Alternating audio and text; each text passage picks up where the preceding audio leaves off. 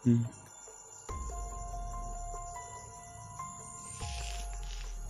siguro.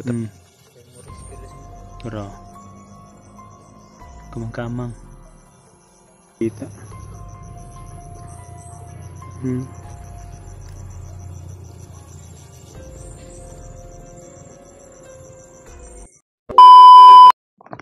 What's up tol? Isang mapagpalang hapon sa inyong lahat.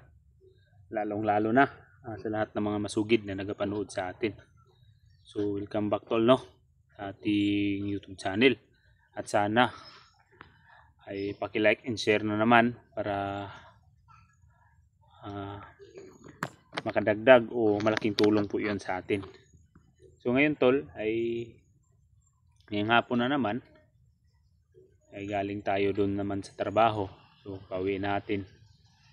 So mag-update naman tayo dito sa paligid.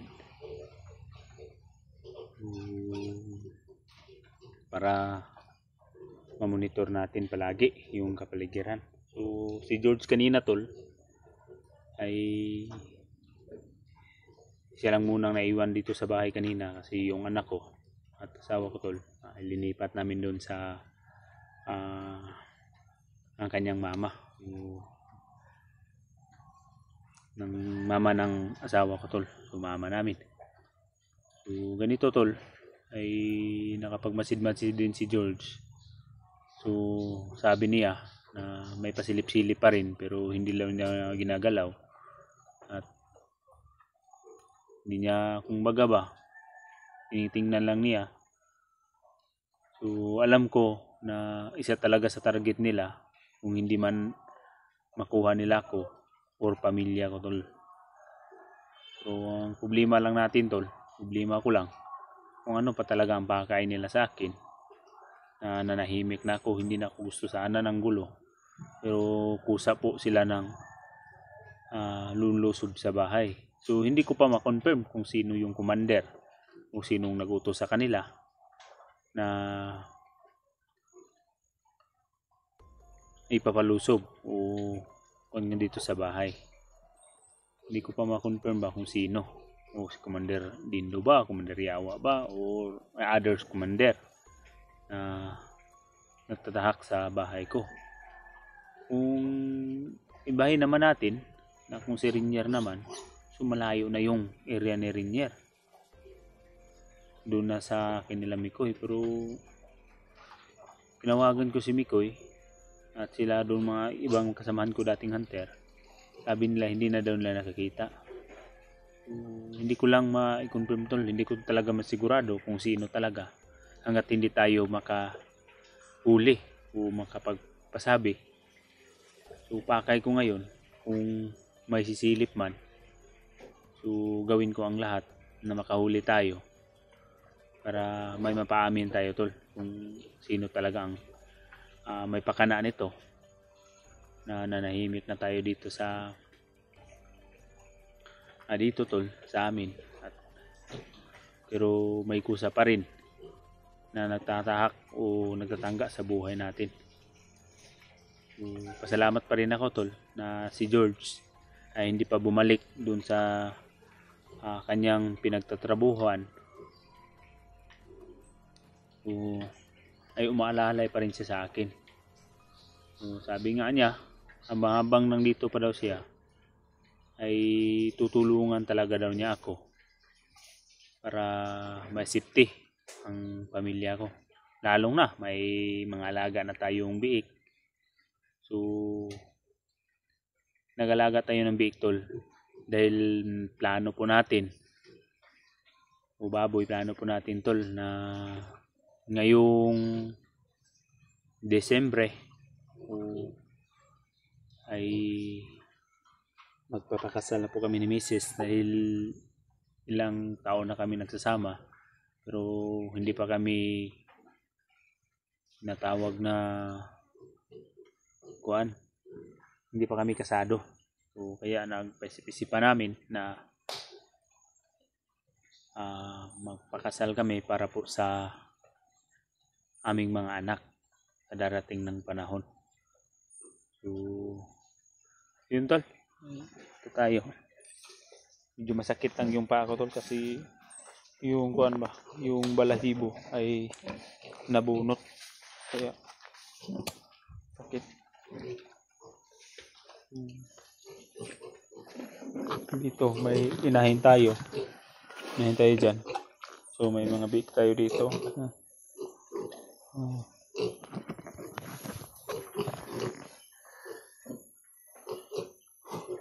Isang oras itong silip-silip ganyan, George. Ano?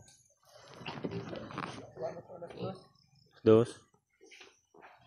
Po ni sulod. Paabot ra kay mo sulod. Pag po na sila kasulod. So gawin na lang natin ngayon kung may pasilip-silip na naman ay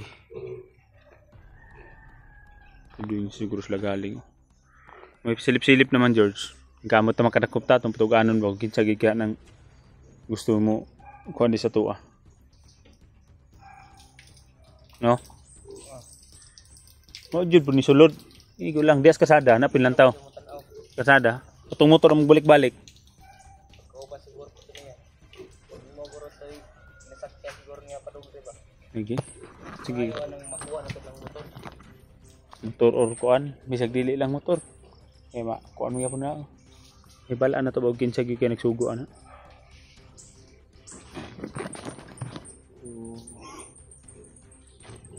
Kitang papel.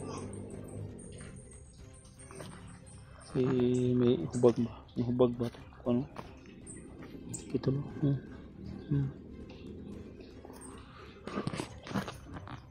Si Precious ba? Paano saan ako ito si Doy? Doy! Ayaw da! Doy! Ayaw da! Ayaw da! Mingaw naman oh. Mingan. Hindi sa babaw. Mingaw ka.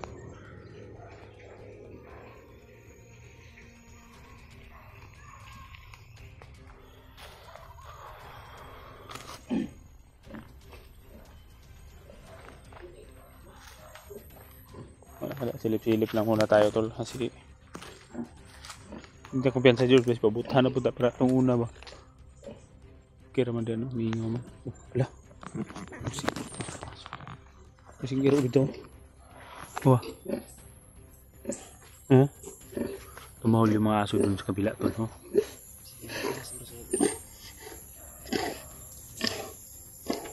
Dili na may balay diha ano pinakitaan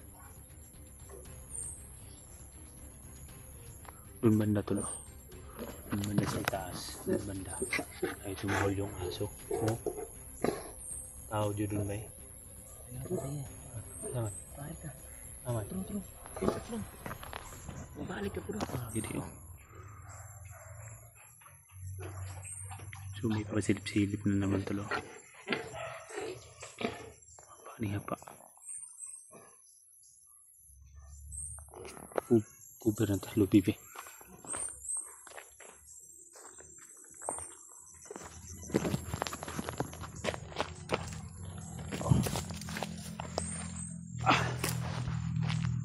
Nagising balik.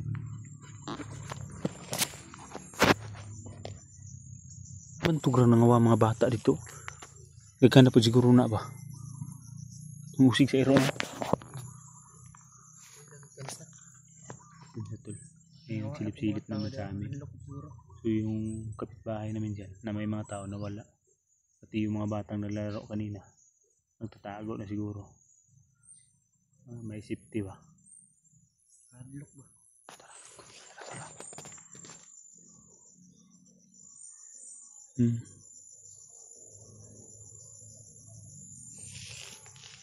Ito siguro takabantay ba? Muna sila kasulod. Tuloy nila yung buang. Ay, gumibabsik sa likod.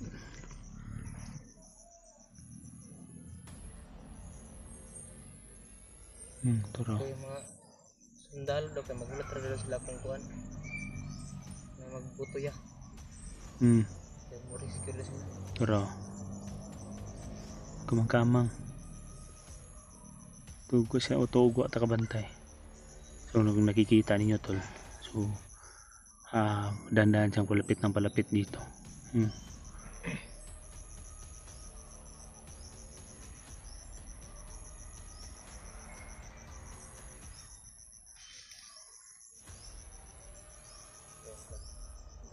Nawa man. Wala. Wala tol. Wala. Hindi lang ta magawa sa bakod. Wala tol.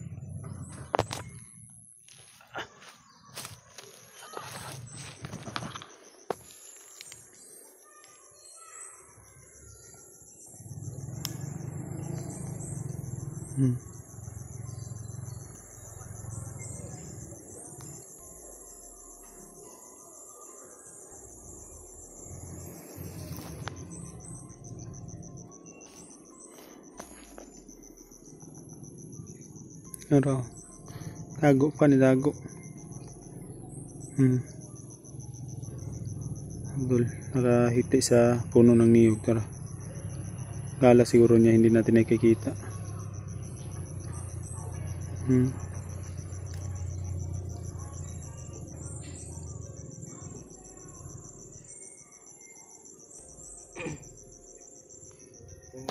Mubantig siguro yan. Gusto nagsulod pa sudlon na. Tapos sudlon ba itong pa ano lugar niya. Isulod mo to si Dijoy dito no. Ate po nimo. Pati pa doon sa lobby ba pwede ka mantawan ng bakit. Pero sila pinapos sila magsuruin yung video.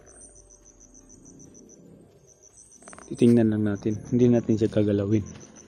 So kung mahanap tayo ng ganung simpo, ay hulihin natin yan para makakuan tayo kung sino talagang nag-utos sa kanya. Yun ang target natin. Pero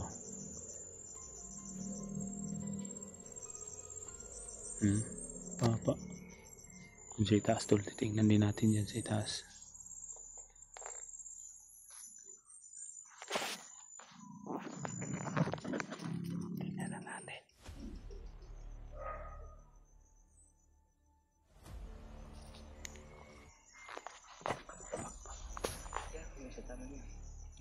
Titingnan na natin kung makapasok ba.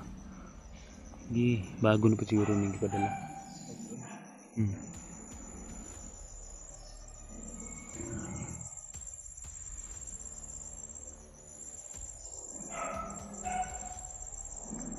Nasa puno ng niyog. Raw, nasa puno ng niyog.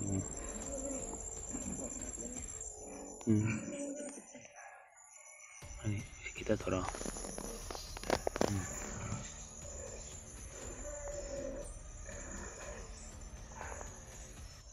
Ang maganda nito doon, salubungin natin sa kabila tapos hulihin natin, no?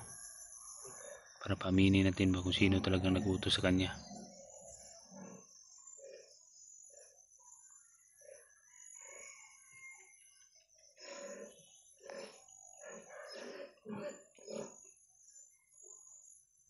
Sige, pumasok ka, tingnan natin kung makapasok ka ba. Palapit na palapit. Umalo yung mga aso. Hindi ko ano. No. Hindi gusto ko. Ito rin dagan. Sa likod to agi.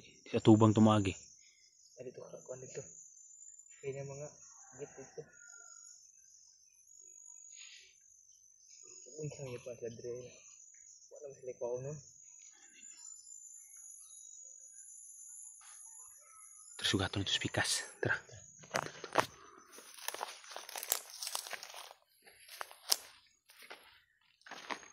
George,